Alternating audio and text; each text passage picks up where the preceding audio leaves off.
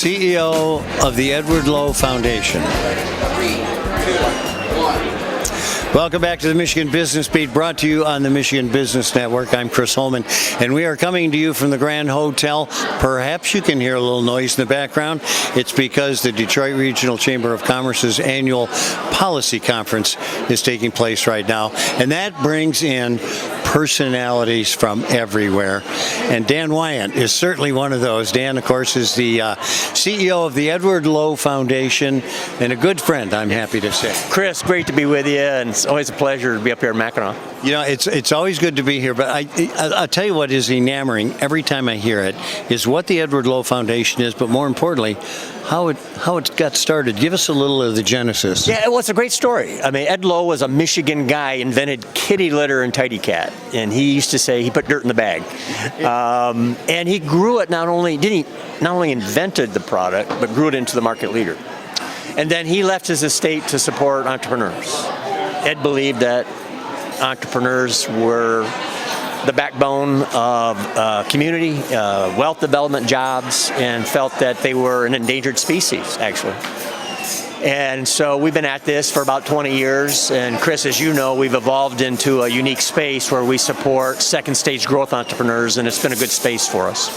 Well, and you've done a marvelous job. And you know, it's interesting you said endangered species, because there was a time when big corporations stepped on anyone who looked like they might be a future competitor. Yeah, and look, you know, in economic development, we spend a lot of time recruitment and retention of big companies. We do a lot on startup space. We happen to think those are fine economic development strategies, but we've got homegrown entrepreneurs in our own communities that are there, and they need support, and if we give them a little bit of help, we feel we can accelerate their growth. Well, and this was the interesting thing, because it was very insightful of him to do this. You don't give money to companies, you give help. Yeah, programs. It's usually a conversation killer up here as soon as I say I'm a foundation and we don't give money away. Yeah. No, we provide programs, and we do peer learning, we do mentorship, we do leadership development, we do strategic information. And what we find with these small stage growth companies, they figured something out. But they need help to get to the next stage, and they're generally not looking for financing. They generally need help with their core business strategy, their market dynamics, they're building a team, identifying who their customers are, those kind of strategic pieces of information. Well, and this is not like come in for 6 hours, we'll give you it all. I mean, this is like what all of us business people go through every day. Yeah, exactly. And so a big piece of what we do, Chris, you're an entrepreneur, you get this, very independent group. And so one of our guiding principles is peer-to-peer learning. And so we find when you bring peers together, entrepreneurs, there's an energy in the room, and they really feed off each other, and it seems to be a neat model to help. The nice thing about bringing entrepreneurs together is no one hesitates to say what's on their mind. No, that's right. And that's good. Yeah, well, we have this again, policy, and we say speak from your experience. As a general rule, we as humans don't like to be told what to do, and entrepreneurs especially. But when you share experiences, and entrepreneurs are certainly really good about doing that, you really get excited about somebody else that have gone through some of the same issues that you've gone through, and that's where real learning takes place. Yeah. All right, so from this point on, you're also a major part and one of the founders of a thing called Michigan Celebrates Small Business. Tell me a little bit about that. Well, Chris, I came late. You started it.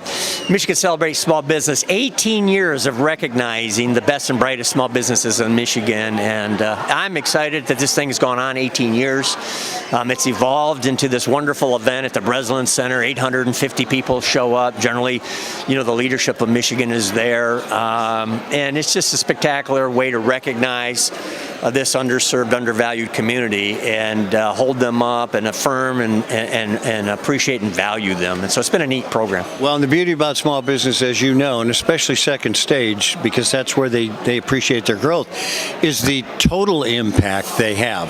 Not individually as numbers, but when you cram them all together, 60% of the people in the state of Michigan work for a small business. Yeah, exactly, 60%. Second stage, we know they're only 15% of companies, but they represent 38% of jobs. Yep. They're economically in all our communities, and so this concept of economic gardening, growing your own, is important. That we do all these other things, work with startups, retain big companies. That's all important, but we've got to support these second stage companies in our own communities. Now you're absolutely, and you certainly do that. Now, so you would expect you guys are in Detroit, or you're in Grand Rapids, or you're in Lansing. Though you have an office in Lansing, where are you? Well, we're in a lot of places. In Michigan, we're agnostic to rural, urban, auto, agriculture, male, female. It's second stage. And so we find companies throughout the state, the Upper Peninsula, the Northeast, Northwest, Southwest. But we also operate around the country. So we have programs in Florida, in Louisiana, the state of Washington, in the city of Minneapolis. So we're not going to be in every state. We're not large enough, but we'll go where we're wanted.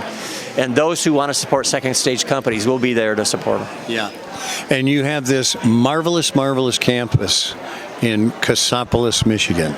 Yeah, we were left with this great legacy. 23 small farms Edward Lowe and his wife Darlene purchased over their lifetime. We now have 2,000 contiguous acres of forest and farmland and wetlands and restored native prairies, a lot of endangered and protected critters. So it's fun for us to maintain a little bit of conservation so that we can ensure that these species will last a very long time. Well, I will tell you, it's a marvelous place to go and think. I mean, it really is. Yeah. All right. Yeah. Dan Wyant, the CEO of the Edward Lowe Foundation. Thanks for being with us, buddy. Chris, it's always a pleasure. Appreciate it. We're going to be right back. We're coming to you on the Michigan Business Network from the Policy Conference on Mackinac Island. I'm Chris Holman.